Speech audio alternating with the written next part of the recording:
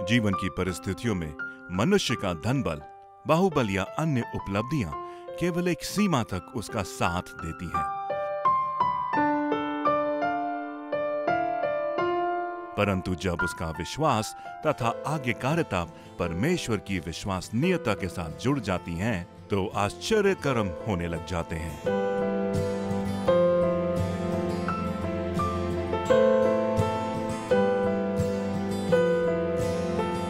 Bible एक ऐसी पुस्तक है जो जीवन की हर परिस्थिति में हमारा मार्गदर्शन करती है।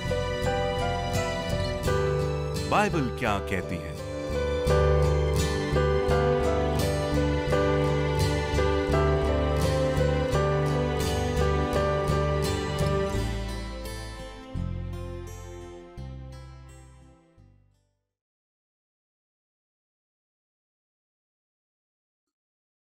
नमस्कार मित्रों, मैं रिनी आपकी आशा कार्यक्रम में आप सबका फिर से स्वागत करती हूँ। क्या प्रभु यीशु मसीह क्रूस पर लोगों के अधर्म और पाप के असहाय शिकार बने, या उन्होंने उसे स्वेच्छा से सहा और एक विजेता के रूप में उस मृत्यु को ग्रहण किया? आज इसी सवाल पर हम चर्चा करेंगे और उसके लिए हमारे बीच मौजूद हैं भाई अनुराग और प्रेस। धन्यवाद रनी। भाई अनुराग, एक बार फिर से आपका इस कार्यक्रम में स्वागत है। धन्यवाद प्रेस। आज फिर से हम यहाँ पर चर्चा के लिए मौजूद हैं और जिस प्रकार हमने पिछले कड़ी में देखा था कि कैसे यीशु मसीह को क्रूस पर चढ़ाया गया था और क्रूस के महत्व को हमने जाना कि कैसे एक क्रूस का महत्व एक व्यक्तिगत जीवन में कितना ही अहम है और हमें ये समझना ज़रूरी है कि यीशु मसीह की मृत्यु के द्वारा हमने बहुत कुछ चीज़ों को प्राप्त किया है। ऐसे इस परिस्थिति में कई बार सवाल खड़े होते हैं और लोगों के मन में ऐसे प्रश्न उठते हैं, क्या यीशु मसीह इतना असहाय या फिर वो एक पीड़ित के रूप में मारा गया या फिर वो एक विजेता के रूप में मारा गया? जब हम इस क्रूस की कथा के विचार पर या उसकी चर्चा पर हम आगे बढ़ते हैं प्रेस, तो हमको इस बात को समझने की आवश्यकता है कि जो प्रभु यीशु मसीह की मृत्यु क्रूस पर हुई वो एक बहुत ही महत्वपूर्ण चिन्ह है और एक बहुत महत्वपूर्ण आवश्यकता थी। और यदि हम मसीही धर्म सिद्धांत की बात करें तो ये मसीह यीशु का बलिदान जो है ये बहुत महत्वपूर्ण स्थान रखता है, एक बहुत महत्वपूर्ण विषय है। और बाइबल हमको ये बताती है कि मनुष्य जाति के लिए सारी आशीषें जो हैं वो प्रभु यीशु क्रिस्ट के माध्यम से ही हमको मिल सकती है। दूसरी बात यह है कि ये परमेश्वर का मनुष्य जाति को सबसे बड़ा उपहार है जो मनुष्यों को दिया गया, और ये इसलिए नहीं हुआ कि ये अचानक से हो गया या किसी कारण से ऐसे ही अपने आप होता चला गया, ऐसा नहीं है।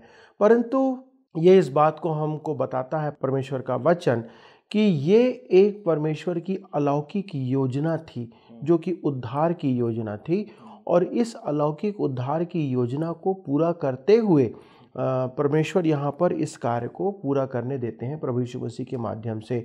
और इसलिए हम इस बात को पुरजोर कह सकते हैं, दावे के साथ कह सकते हैं, ताकत के साथ कह सकते हैं, विश्वास के साथ कह सकते हैं कि प्रभु यीशु मसीह जब क्रूस पर चढ़ाए गए वो एक हालातों के पीड़ित के रूप में नहीं परंतु वो एक विजेता के रूप में चढ़ गए, और उन्होंने उस परमेश्वर की योजना को जो परमेश्वर ने सदियों पहले पृथ्वी के आरंभ से जो बनाई थी उस योजना को पूरी करने के लिए प्रभु यीशु मसीह ने उस क्रूस की मृत्यु को सहा।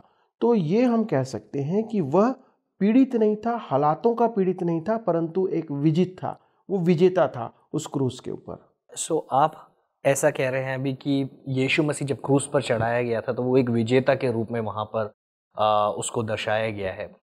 लेकिन अगर आप सामान्य रूप से देखें या फिर हम अपने सांसारिक रूप से या दृष्टिकोण से देखें तो यहाँ पर ऐसा जान पड़ता है कि जब यीशु मसीह को क्रूस पर चढ़ाया जा रहा था तो वो बड़ा ही असहाय दिख रहा था, या फिर ऐसा लग रहा था कि उसके अंदर वो अपनी खुद मदद नहीं कर सकता है। यहाँ तक कि उसको लोगों ने भी बोला कि यदि तू सही में परमेश्वर है तो अपने आप को क्रूस से उतार ले। तो उसकी जो परिस्थिति ऐसी लग रही थी कि वो बिल्कुल असहाय है। तो क्या ये सच बात है कि यीशु मसीह वहाँ पर असहाय था? प्रेस, जब ये प्रश्न जो है बहुत लाजमी है एक मनुष्य होने के दृष्टिकोण से जब हम देखते हैं, क्योंकि हमको ऐसा लगता है कि हम परिस्थितियों के, हालातों के शिकार हो जाते हैं, परिस्थितियां हम पर हावी हो जाती हैं या हम पर नियंत्रण करती हैं, परंतु ऐसा नहीं है वास्तविकता में। जब हम प्रभु यीशु मसीह के जीवन को देखते हैं तो प्रभु यीशु मसीह वहाँ पर परिस्थितियों के हालात का पीड़ित होकर के वो मृत्यु को प्राप्त नहीं किया। अक्सर ऐसा लगता जरूर है कि क्या उसकी मृत्यु जो थी वो एक दुर्घटना थी कि अचानक से ऐसा होता चला गया और परिस्थितियां बनती गई और उस दुर्घटना में प्रभु यीशु मसीह को क्रूस पर चढ़ाया गया। फिर कई बार ये भी लगता है कि प्रभु यीशु मसीह को बहुत शर्मसार होना पड़ा उस क्रूस की मृत्यु को लेकर के, कि उसका ठट्ठा किया गया, उसके साथ जो मजाक बनाया गया। तो ये बहुत सी बार हमको ऐसा लगता है कि वो एक शर्मनाक हार जो है प्रभु यीशु मसीह को वहाँ पर झेलनी पड़ी, परंतु ऐसा नहीं है। प्रभु यीशु मसीह ने उस मृत्यु के द्वारा से अपमान को सहा। जो अपमान उसका हो रहा था वो उस अपमान के योग्य तो नहीं था, परंतु प्रभु यीशु क्रिस्ट ने इस अपमान को सहने के लिए अपने आप को ऑफर कर दिया, अपने आप को दे दिया। तो ये जो मृत्यु के साथ साथ उसको अपमान को सहना पड़ा, वो उसने खुद से उसको एक्सेप्ट किया अपने जीवन में।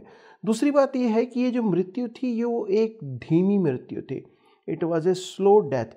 तो प्रभु यीशु मसीह इस धीमी दर्द भरी मृत्यु को जो है वो ऐसे ही उसके जीवन में नहीं आई, उसने उसका चुनाव किया। उसने कहा कि नहीं, मैं इसको लोगों के लिए, मनुष्यों के लिए इसको सहन करूंगा।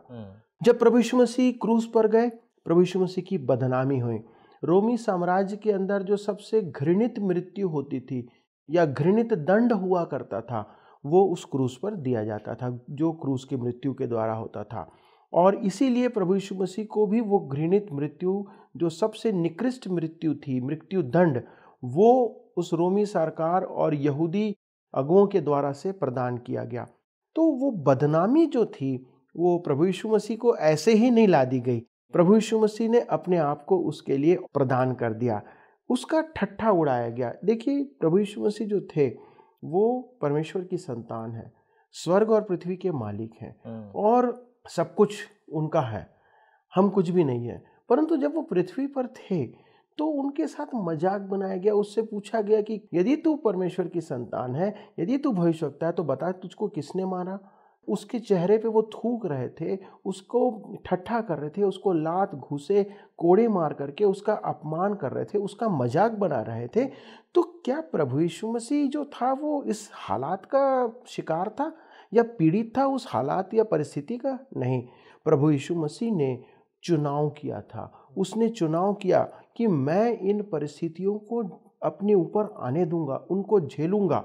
और ये बहुत महत्वपूर्ण है कि हम इस बात को समझें और जानें और अपने मन में ठान करके रख लें कि नहीं, प्रभु यीशु मसीह जो उस क्रूस पर चढ़ाए गए, जो भी उनने निंदा सही, दुख सहा, परेशानी सहा, वो एक हालात का शिकार नहीं थे, वो हालात के सामने मजबूर होकर के नहीं हुआ था। सो ये बात तो आपने बिल्कुल सही कही कि यीशु की जो मृत्यु हुई और वहाँ पर यीशु किसी परिस्थिति का शिकार नहीं हुए, क्योंकि यदि कोई सामान्य व्यक्ति होता तो शायद उनको ऐसी परिस्थिति में इतना मार खाने के बाद शायद और गुस्सा आता है, अपने आप को बचाने का पूरा प्रयास करते रहते।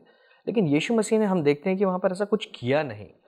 सो इस बात को जब हम समझते हैं तो क्या आप हमें बताएंगे यीशु वास्तव में थे कौन?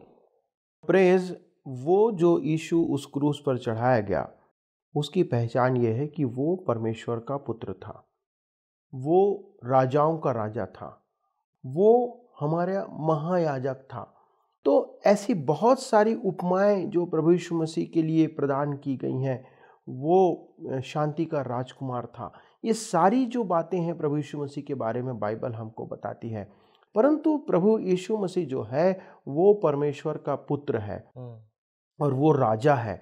वो जो पुराने नियम में वादा किया गया वो नबी है, वो हमारा महायाजक है जो हमारी ओर से परमेश्वर के सामने खड़े होता। तो ये प्रभु यीशु मसीह की पहचान है। लेकिन जब प्रभु यीशु मसीह ने इन सारी चीज़ों को होने दिया अपने जीवन में, वो सहता रहा। यशायाह नबी कहता है कि जैसे भेड़ी ऊन कतरने के समय चुपचाप शांत खड़ी होती है, उसने शांति से खड़े हो रहते हुए उन सारे दुखों को अपने जीवन में आने दिया। क्लेश कष्ट जो है, और वो किसके लिए? मनुष्यों के लिए, हमारे लिए, मेरे लिए, आपके लिए, हमारे इन सब दर्शकों के लिए जो इसको सुन रहे हैं। तो उसने ये सब हमारे लिए किया। तो ये है प्रभु यीशु मसीह की पहचान। लेकिन ये हमको बिल्कुल नहीं समझना चाहिए, ना ये सोचना चाहिए कि यीशु मसीह असहाय शिकार बन गया उन हालातों का जो कि उसके सामने हेल्पलेस था। नहीं, प्रभु यीशु मसीह कहते हैं यदि मैं अभी चाहूँ तो स्वर्गदूतों की 12 पलटन बुला करके इन सबको मैं समाप्त कर सकता हूँ। उसके हाथ में उतना पावर था, लेकिन उसके बावजूद भी उसने अपने आप को शून्य बनाया। और ये है प्रभु यीशु मसीह की पहचान। एक बात यहाँ पर हम देखते हैं कि जो शुभ शुक्रवार था उसके पहले की परिस्थितियाँ कुछ और थीं। हमको देखकर ऐसा लगता था कि अब वो हार गया है, और यीशु ने उसके पहले से अपने चेलों से यह कह दिया था कि क्या क्या चीज़ें मेरे जीवन में होने वाली हैं।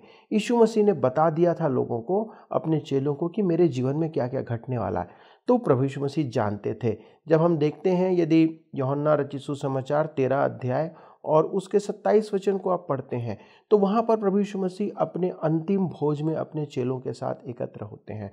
और वहाँ से आप देखेंगे कि एक एक करके जो घटना घटती है, वहाँ पर प्रभु यीशु मसीह ने अपने चेलों के साथ भोजन किया। फिर वहाँ पर वो उसके बाद गतसमनी के बाग को जाते हैं, और वहाँ पर उसके बाद जो यहूदा है उससे कहते हैं कि जा, तुझको जो करना है वो जल्दी से जल्दी कर। और देखते हैं आप कि उसके बाद गतसमनी के बाग में जब उसको रोमी सेना और ये सारे याजक महायाजक उसको पकड़ने आ जाते हैं, प्रभु यीशु मसीह को सारे चेले छोड़ करके भाग जाते हैं। वो सोच रहे थे कि हम अपने मसल पावर से, अपनी ताकत से या अपने चाकू खंजर से प्रभु यीशु मसीह को बचा लेंगे, तो भी प्रभु यीशु मसीह ने उनको ये सब करने की अनुमति नहीं दिया। वो सहता रहा, क्योंकि वो असहाय शिकार नहीं बना था। वो जानता था, उसने बता दिया था कि मैं हूँ कौन हूँ। यूहन्ना 18 उसका 3 को पढ़िएगा प्लीज। तब यहूदा सैनिकों के एक दल और प्रधान याजक और फरीसियों की ओर से प्यादों को लेकर दीपकों और मशालों और हथियारों को लिए हुए वहां आया। ये बताता है कि ये जो यहूदा है, ये अपनी योजना को पूरा करने के लिए, कि प्रभु यीशु मसीह को पकड़वाना है, उसको पूरा करने के लिए वो चला जाता है। और उन सब को, प्यादों को लेकर के, और जितने भी वहाँ पे सैनिक थे उनके साथ वो आता है कि यीशु मसीह को पकड़वाए। फिर चौथे वचन में क्या कहता है? तब यीशु उन सब बातों को जो उस पर आने वाली थी जानकर निकला और उनसे कहा, किसे ढूंढते हो? सुनिए, यहाँ पर प्रभु यीशु मसीह जो है वो कहते हैं कि तुम किसको खोज रहे हो। अंधेरा का समय है, रात का समय है। प्रभु यीशु मसीह गतसमनी में प्रार्थना करने गए थे, और वहाँ पर आप देखते हैं कि एक भीड़ चली आ रही है मशाल लेकर के। और चूंकि उस समय जो लोगों का पहरावा और लोगों के जो रहन सहन था वो कुछ सबका एक समान होता था, और लोग प्रभु यीशु मसीह को ऐसे नहीं पहचान पाते थे कि ये प्रभु यीशु मसीह, क्योंकि उसके चेले और वो सब एक ही समान दिखते थे। तो वहाँ पर प्रभु यीशु मसीह जो है वो स्वयं से पूछते हैं, वो वहाँ भागते नहीं हैं, वहाँ छुपते नहीं। वो जानते थे कि क्या होने वाला है, कि मेरे को ही पकड़ने के लिए ये आ रहे हैं। लेकिन वहाँ पर उन्होंने ये नहीं कहा कि वो छुप गए, ये नहीं हुआ कि वो वहाँ से भाग गए। उन्होंने पूछा, तुम किसको खोजते हो? फिर उन्होंने उसको उत्तर दिया, यीशु नासरी को। यीशु ने उनसे कहा, मैं हूं। उसका पकड़वाने वाला यहूदा भी उनके साथ खड़ा था। अब यहाँ पर देखते हैं फिर से प्रभु यीशु मसीह की डिविनिटी को, पर प्रभु यीशु मसीह के उस ईश्वरत्व को यहाँ पर वहाँ प्रकट करता है प्रभु यीशु मसीह। वो पूछता है, तुम किसको खोजते हो? वो कहते हैं यीशु नासरी को। वो कहते हैं कि मैं हूँ। ये वही प्रभु यीशु मसीह है जिसने यूहन्ना की पुस्तक में 7 बार कहा कि मैं ये हूँ, मैं ये हूँ करके। तो यहाँ पर आप देखते हैं कि वो प्रभु परमेश्वर की पहचान जो निर्गमन की पुस्तक में परमेश्वर ने उन इस्राएलियों को दिया था कि मैं कौन हूँ, मैं यहोवा हूँ, मैं जो हूँ सो हूँ। प्रभु यीशु मसीह कहते हैं मैं हूँ। तो प्रभु यीशु मसीह ने यहाँ पे भी अपनी डिविनिटी को, अपने ईश्वरत्व को छुपाया नहीं, ना उन परिस्थितियों के से वो भागे, परंतु उन्होंने बताया कि जिसको बलिदान किया जाना है पवित्र योजना जो परमेश्वर की सदियों से बनाई गई, ये वो है जो मैं हूँ। और वहाँ से वो भागा नहीं, ना वो शिकार हुआ उन परिस्थितियों का। आप आगे बढ़ करके देखते हैं पिलातुस के सामने जब वो पहुँचता है, तो पिलातुस के सामने भी वो कहते हैं 19 और 11 के अंदर कि यदि तुझे ऊपर से नहीं दिया जाता तो तेरा मुझ पर कोई अधिकार नहीं था। प्रभु यीशु मसीह इसके पहले जबकि इन परिस्थितियों में आते, यूहन्ना 10 उसका 17 और 18 में प्रभु यीशु मसीह ने इस बात को बताया था। पिता इसलिए मुझसे प्रेम रखता है कि मैं अपना प्राण देता हूं कि उसे फिर से ले लूं। कोई उसे मुझसे छीनता नहीं, वरन मैं उसे आप ही देता हूं। मुझे उसके देने का भी अधिकार है और उसे फिर से लेने का भी अधिकार है। यह आज्ञा मेरे पिता से मुझे मिली है। ये स्पष्ट कर देता है कि प्रभु यीशु मसीह को अपना प्राण देने का अधिकार था। वो अपनी स्वेच्छा से देता है, कोई मुझसे ले नहीं सकता, और मैं अपने आप से अपना प्राण जो है वो दे रहा हूँ। तो ये एक बहुत गहरी समझने की बात है कि जब हम प्रभु यीशु मसीह के क्रूस की ओर ध्यान करते हैं या हम उसके मृत्यु की बात करते हैं, तो प्रभु यीशु मसीह की मृत्यु जो थी उस क्रूस के ऊपर किसी परिस्थिति के या नाटकीय ढंग से शिकार नहीं हुआ था प्रभु यीशु मसीह, परंतु परमेश्वर की उस योजना को पूरी करने के लिए उसने अपने आप को दे दिया था। यदि आप प्रेरितों के काम 2 उसके 23 को देखते हैं तो वहाँ पर स्पष्ट रूप से लिखा हुआ है कि परमेश्वर के पूर्व योजना और पूर्व ज्ञान के द्वारा उसका छुड़ाया जाना था, और वो काम जो था उसने पूरा किया। तो परमेश्वर ने जो पहले से योजना बनाई थी उस योजना को प्रभु यीशु मसीह ने पूरा किया। और इसीलिए जब हम यूहन्ना 19 उसका 30 पढ़ते हैं तो प्रभु यीशु मसीह कहते हैं कि वो पूरा हो गया। यूहन्ना 30 को पढ़िए, प्रभु यीशु मसीह ने क्या कहा। जब यीशु ने वह सिरका लिया तो कहा, पूरा हुआ, और सिर झुकाकर प्राण त्याग दिए। प्रभु यीशु मसीह ने ये कहा, क्या किया? उसने कहा पूरा हुआ। जिस काम को प्रभु यीशु मसीह करने के लिए आए थे, जो परमेश्वर की योजना थी, और वो योजना क्या थी? वो योजना यही थी कि प्रभु यीशु मसीह जो स्वयं परमेश्वर है वो ठट्ठा सहे, मजाक सहे और उस दुख को उठाए, क्लेश को उठाए, अपने चेलों के द्वारा से भी उसका तिरस्कार किया जाए, अपने खुद के यहूदी लोगों के द्वारा से उसको तिरस्कार किया जाए, और जितने भी धर्म के अगुए थे और जितने भी वहाँ पे महायाजक याजक थे उनके द्वारा से वो दुख उठाए, और रोमी सरकार के द्वारा से उस क्रूस का पर चढ़ाए जाने के लिए उसको आज्ञा दिया जाए, और उसका दोष पत्र भी यही लगाया गया कि यहूदियों का राजा है। तो ये बात इस बात को बताती है कि जो भी परमेश्वर की योजना थी सदियों से बनाई हुई, उसको प्रभु यीशु मसीह ने पूरा किया। और फिर यूहन्ना 19 के 30 में वो कहता है कि पूरा हो गया, और उसने उन सब बातों को पूरा कर दिया जो परमेश्वर की योजना थी। इसीलिए यिर्मयाह 29 उसके 11 में वो बात वहाँ पर लिखी हुई है कि वो बताता है कि परमेश्वर के पास हमारे जीवन के लिए भी एक योजना है।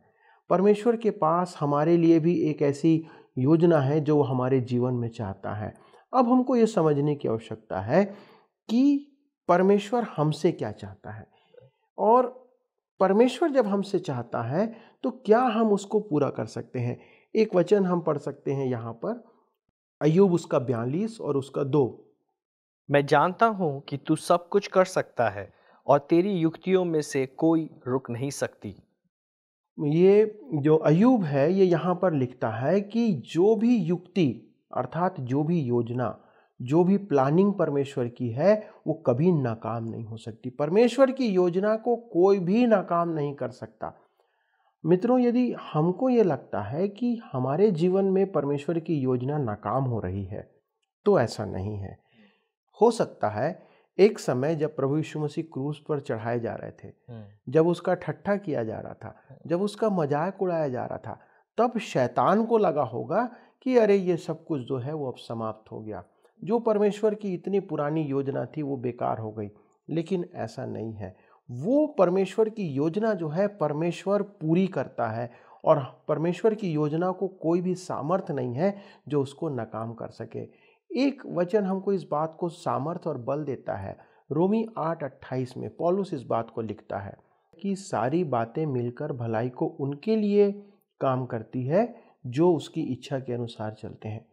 अब एक सामान्य मनुष्य होने के नाते, एक सामान्य मसीही और विश्वासी होने के नाते, यदि हमको लगता है कि हम परिस्थितियों के शिकार हो गए हैं या परिस्थितियां हमको पीड़ित कर रही हैं, तो ये ऐसा नहीं है, ये गलत होगा।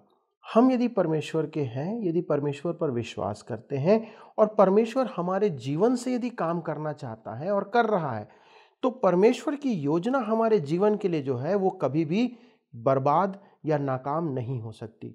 यदि हम यूसुफ के जीवन को देखें, यूसुफ एक अद्भुत व्यक्ति था। 17 वर्ष की उम्र से लेकर के 30 वर्ष की उम्र तक उसको प्रताड़ित किया गया, झूठे इल्जाम में फंसाया गया, झूठी बातों के कारण से वो जेल में गया। जब उसने अपनी परमेश्वर के द्वारा दी गई जो योग्यता है उसको दो लोगों के लिए उपयोग किया, तो भी लोग उसको समझ नहीं पाए। क्या उसको ऐसा लग नहीं रहा होगा कि परमेश्वर की योजना मेरे जीवन में समाप्त हो गई या नाकाम हो गई, या वो हालातों का शिकार हो गया? किसी एक महिला ने झूठा इल्जाम लगा के उसको जेल में डाल दिया, उसके भाइयों ने उससे बैर रख करके उसको बेच दिया और वो अपने घर से बेघर होकर के एक पराये देश में गुलाम के रूप में पहुंच गया। शायद उसको भी लग रहा होगा, लेकिन परमेश्वर की योजना उसके जीवन में कुछ और थी। परमेश्वर की योजना ये थी कि वो उसको मिस्र का प्रधानमंत्री बनाना चाहता था और उसके लिए परमेश्वर उसको ट्रेनिंग दे रहा था, उसको प्रशिक्षण दे रहा था। तो ये जो परीक्षाएं और परिस्थिति और परेशानियां हैं, ये हालात हमारे पास, हम हालात का शिकार नहीं होते, परंतु इन हालातों में हमको परमेश्वर पक्का बनाता। इन हालातों से गुजार करके वो हमको महिमा का मुकुट देना चाहता, या उसके द्वारा से वो अपनी महिमा लेना चाहता। दानियल के जीवन में क्या, जब दानियल को लोगों ने षड्यंत्र करके उस आग के भट्टे में डाल दिया, तो क्या ऐसा लगा था कि दानियल की जो काम परमेश्वर उससे करना चाहता है वो समाप्त हो गया? परमेश्वर की योजना दानियल के जीवन में नाकाम हो गई? नहीं, परमेश्वर उसको तैयार कर रहा था कि वही राजा जिसने उसको आग में डाला है, वही राजा उसकी महिमा आगे करके लोगों के सामने प्रकट करेगा। यदि आप देखते हैं पतरस के जीवन में, तो पतरस को जब हेरोदेस राजा ने जेल में डाल दिया, तो क्या ऐसा लग रहा था कि इसके बाद पतरस के द्वारा जो अद्भुत काम करने वाला परमेश्वर है वो नाकाम हो गई? नहीं, परमेश्वर वहां पर उनको भूइडोल होता है, वहां पर उस जेल को तोड़ने का काम करता है, और वहां से हम देखते हैं कि परमेश्वर स्वर्गदूत के द्वारा से उनको छुड़ाता और अपनी महिमा को वहां प्रकट करता। वही हाल पौलुस का और सिलास का है। जब पौलुस और सिलास जेल में थे तो वो परमेश्वर की महिमा करने लगे, और वहाँ आप देखते हैं कि एक अद्भुत भूइडोल होता है और सारा जेल की दीवारें टूट जाती हैं और दरवाजे खुल जाते हैं, और वहाँ से परमेश्वर अपनी महिमा उनके जीवन से प्रकट करता है। तो प्रेज, हम इस बात को समझने की आवश्यकता है कि यदि हम मसीह में हैं और परमेश्वर की योजना के केंद्र में हैं, तो कोई भी परिस्थिति, कोई भी हालात हमको परमेश्वर की योजना से दूर नहीं कर सकती, क्योंकि सारी बातें मिलकर भलाई को उत्पन्न करती हैं। और अंततः हमें इस बात को जानना है, विश्वास करना है कि जो विजय है वो केवल परमेश्वर की होगी। इसीलिए एक बहुत अच्छी बात मुझे स्मरण आती है जो अमेरिका के पूर्व राष्ट्रपति श्री अब्राहम लिंकन ने कहा था कि ये महत्वपूर्ण नहीं है कि परमेश्वर हमारी ओर है कि नहीं, परंतु मेरे लिए सबसे ज़्यादा महत्वपूर्ण ये है कि मैं परमेश्वर की ओर हूँ कि नहीं, क्योंकि परमेश्वर सदा सही होता है। God is always right. तो हमको ये देखना है कि हम परमेश्वर की ओर रहें, और हम परमेश्वर की ओर होंगे तो निरंतर हम देखेंगे कि सारी बातें मिलकर उनके लिए जो प्रभु से प्रेम रखते हैं, उसकी इच्छा पर चलते हैं, वो भलाई को उत्पन्न करेगी। यदि हम पीड़ित संसार में रहते हैं तो पीड़ाएं आएंगी, हालात बदतर होंगे, कोई होगा जो हमारे को भटकाना चाहेगा, हमको परमेश्वर से दूर ले जाना चाहेगा, लेकिन अपनी आशा ना खोएं, प्रभु यीशु मसीह की ओर देखते रहें। वो भी हालात का शिकार नहीं था, वो भी हालातों में पीड़ित नहीं था, परंतु वो एक विजयी था, वो एक विजेता था। और एक विजेता है वही परिस्थितियों पे जा करके अपने आप को परिस्थितियों में जाने देता है, क्योंकि अंत में विजय परमेश्वर की होगी। अनुराग जी, बहुत बहुत धन्यवाद जो आपने हमें इस विषय के ऊपर एक अच्छे रूप से आपने हमें समझाया कि कैसे यदि हम परमेश्वर की ओर हैं तो हम पीड़ित नहीं हैं, हम परिस्थितियों के शिकार नहीं हैं, लेकिन हम उसके ऊपर विजय प्राप्त कर चुके हैं। क्योंकि यीशु मसीह भी कोई परिस्थितियों का शिकार नहीं बना, या फिर वो वहाँ पर अपने परिस्थितियों का गुलाम नहीं, लेकिन उसके ऊपर उसने विजय को प्राप्त कर लिया। यहाँ तक कि वो सब कुछ जानता था उसके साथ क्या होने वाला, उसके बावजूद भी उसने उन परिस्थितियों को अपने जीवन पर हावी होने नहीं दिया, लेकिन उससे गुजरते हुए उसको मालूम था कि उसका एंड रिजल्ट क्या होने वाला है। सो आज मेरी ऐसी उम्मीद है कि जो दर्शक हमें सुन रहे हैं और देख रहे हैं इस कार्यक्रम को, आज उनके जीवन में यदि वो कोई परिस्थितियों में से गुजरते हुए जा रहे हैं, तो हो जाए कि आज परमेश्वर उनके जीवन में वो कार्य को करने पाए और वो इस बात को जान ले कि वो अब किसी भी परिस्थितियों का शिकार नहीं बन रहे हैं, लेकिन वो उसके ऊपर विजय को प्राप्त कर सकते हैं। तो आइए क्यों ना हम अपने दर्शकों के लिए प्रार्थना करते हैं। स्वर्गीय पिता, हम आपको धन्यवाद देते हैं ये सुंदर समय के लिए। हमने जो इस बात को सीखा कि यीशु मसीह किसी भी परिस्थिति का शिकार नहीं बने थे, लेकिन उन्होंने उन सारी परिस्थितियों पर जय को प्राप्त किया था। और धन्यवाद देते हैं कि हम जब आपकी ओर हैं, आप हमारे साथ में हैं और आप हमें विजय को प्राप्त कर देते हैं। और प्रभु जी, हम आपको धन्यवाद देते हैं इस कार्यक्रम के द्वारा जितने लोग इस कार्यक्रम को सुनते हैं और देखते हैं, उन्हें आपने आशीषित किया और उन्हें भी आप इस्तेमाल कीजिए कि वो विजय को प्राप्त करते हुए आगे चलते चले। सारी बातों के लिए हम आपको धन्यवाद देते हैं और यीशु मसीह के नाम से मांगते हैं, आमीन। प्रिय दर्शकों, उम्मीद करती हूँ कि आज की चर्चा के द्वारा आपने जान लिया होगा कि प्रभु यीशु मसीह एक विजेता थे, ना कि पीड़ित। और हम भी हर परिस्थिति में एक विजेता के रूप में अपना जीवन व्यतीत कर सकते हैं। इस विषय पर अधिक जानकारी के लिए स्क्रीन पर दिए गए हुए नंबर पर आप हमें संपर्क कर सकते हैं। अगले हफ्ते फिर मिलते हैं एक नए विषय के साथ। तब तक प्रभु परमेश्वर का आशीर्वाद आप सब पर बना रहे। नमस्कार।